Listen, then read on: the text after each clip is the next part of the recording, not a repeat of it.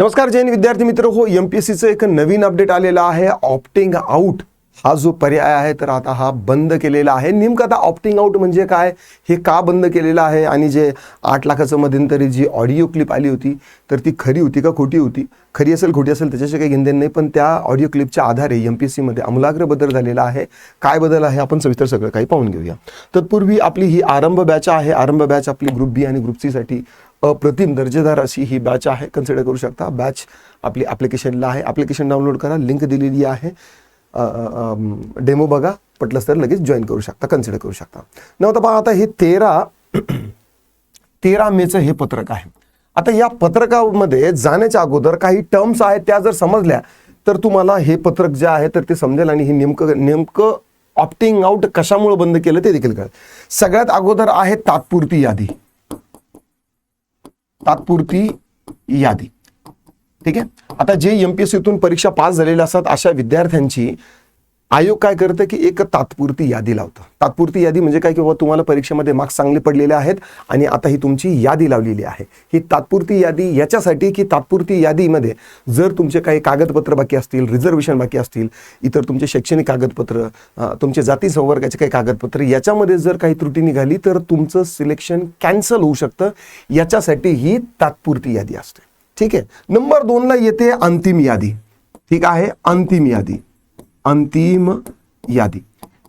या सिलेक्शन लिस्टमधून, या तात्पुरत्या यादीतून जे फायनल झालेले असतील त्यांना अंतिम यादीमध्ये येतं आणि अंतिम यादी मधल्या लोकांना जॉईनिंग जे आहे तर तो प्रत्यक्ष विभाग देत असतो, एमपीएससी देत नसते. एमपीएससी फक्त यादी लावते, ठीक आहे.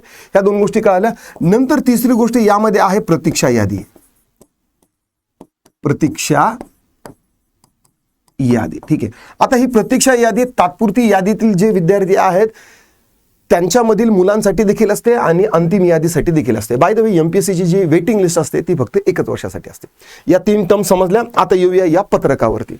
आता पहा, भरती प्रक्रियेतून बाहेर पडण्याचा इथं काय दिलेलं आहे, भरती प्रक्रियेतून बाहेर पडण्याचा व संमती विकल्प घेण्याचा पर्याय रद्द करण्याबाबत आणि पसंतीक्रमाबाबत, ठीक आहे. म्हणजे तुम्हाला भरती प्रक्रियेतून तुम्हाला जर बाहेर पडायचं असेल तर त्याच्याबद्दल तुम्हाला काय दिलेलं आहे, पसंतीक्रम आणि ही जी ऑप्टिंग आउटची जी प्रोसेस आहे तर ही बंद केलेली आहे. अगोदर ऑप्टिंग आउट ही संकल्पना लागू केली होती, ठीक आहे. सर्व परीक्षेमधून जर बाहेर पडायचं असेल, ऑप्टिंग आउट करायचं असेल तर हा निर्णय घेतलेला आहे. आता ऑप्टिंग आउट कुठं करतात पोरं आणि का करतात ते समजून घ्या. आता तात्पुरती यादी लागली, ठीक आहे. आता या तात्पुरती यादीमध्ये लेट्स से की माझं नाव आहे, ठीक आहे. मी आहे मराठा कास्टचा विद्यार्थी. मला समजलं की माझं नाव तात्पुरत्या यादीत आहे. मग आता मी काय केलेलं आहे की मला ही नोकरी करायची नाहीये, ठीक आहे. मग मी काय करणार की माझ्या मनात समजा काही काळा विचार आला की बाबा मी जर हे पद मागे घेतलं तर या प्रतीक्षा यादीमधल्या एका विद्यार्थ्याला या ठिकाणी जागा मिळू शकते जो माझ्या जाती संवर्गाचा असेल त्यांना. मग मी काय करणार की बाबा मी त्याच्याशी संपर्क करणार की बाबा मी आता ऑप्ट आउट करत आहे आणि मला हे पद नको, माझ्याऐवजी हे तुला पद मिळेल, तर मग मला तू अशा पद्धतीनं तू मला पैसे दे किंवा हे दे, अशा प्रकारचे व्हायचे. म्हणून मग आता ही प्रतीक्षा यादी आणि तात्पुरत्या यादीमधलं जे ऑप्टिंग आउट जे आहे तर ते बंद केलेलं आहे, ठीक आहे. ना आता यामध्ये आणखी एक गोष्ट महत्त्वाची आहे, ठीक आहे. म्हणजे हा पर्याय जो आहे तर हा काय केलेला आहे, रद्द करण्यात आलेला आहे. ना दुसरी गोष्ट आहे की एकल संवर्गाच्या भरती प्रक्रियेसाठी प्रतीक्षा यादी कार्यान्वित राहील.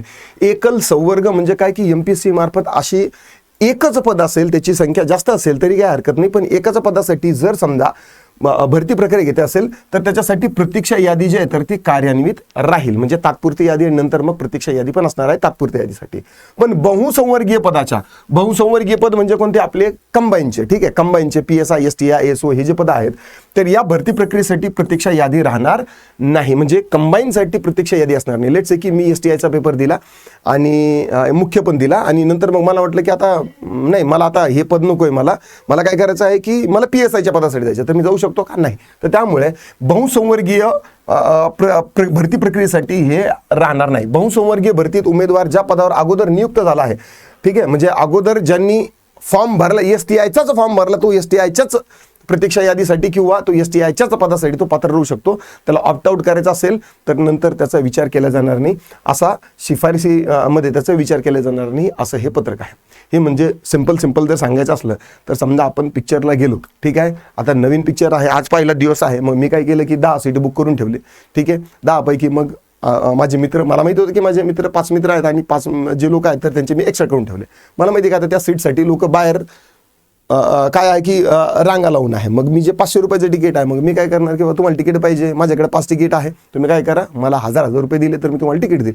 ऑफकोर्स आता बाहेर जर लोकांची संख्या जर जास्त असेल, डिमांड अँड सप्लायचा गेम आहे, ठीक आहे, तर ते तिकीट माझ्याकडून घेऊन टाकतील आणि माझे पैसे मी माझ्या म्हणजे फ्रीमध्येच पिक्चर पाहिल्यासारखा होईल, राईट. तर अशा पद्धतीचा हा नवीन जे आहे तर ते प्रसिद्धी पत्रक आहे.